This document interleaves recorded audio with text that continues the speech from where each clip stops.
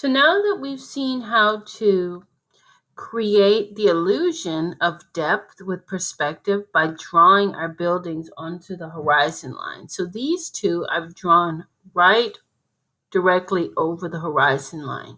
Let's talk about how to create your buildings if you're making a building that's tall, like a skyscraper that you want to have above your horizon line, or something towards the bottom that's further away at a diagonal from your vanishing point. So we're going to do the same thing. We're going to create the shape of our square or rectangle with our ruler, but this time we're going to do it above the horizon line.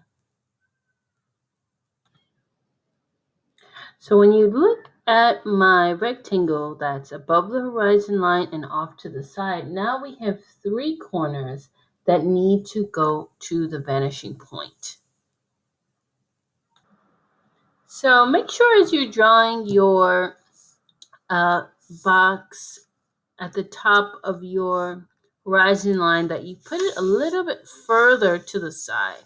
So now we're going to do the same thing. We're going to align our ruler so that our point touches the corners, the 3 corners of our box that's above our vanishing point. And because it's above, we're going to see the sides, the bottom, and the bottom. So we have 3 points to connect.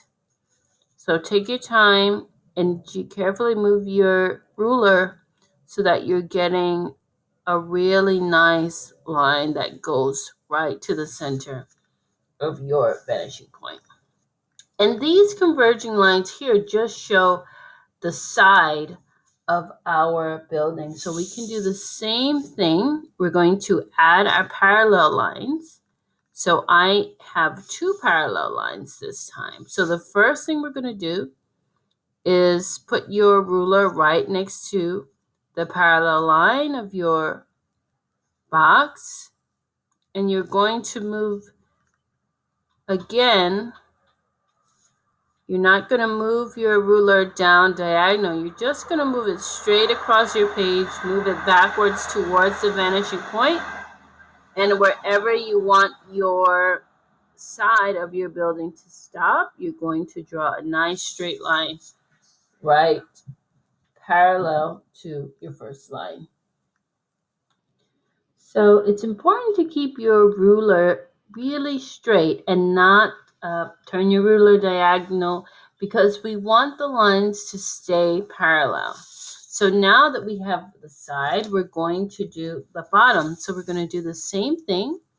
This time we're going to put our ruler and make it parallel to the bottom line here. So we're going to just move it straight down towards our page until we see the parallel line that we did on the side, and we're going to make a nice straight line just like that, making a parallel line here and a parallel line there. So now let's try to do another square or rectangle object on the side over here. And as you're working, make sure that these convergent lines in the back, these extra lines, we don't need. So let's erase those lines.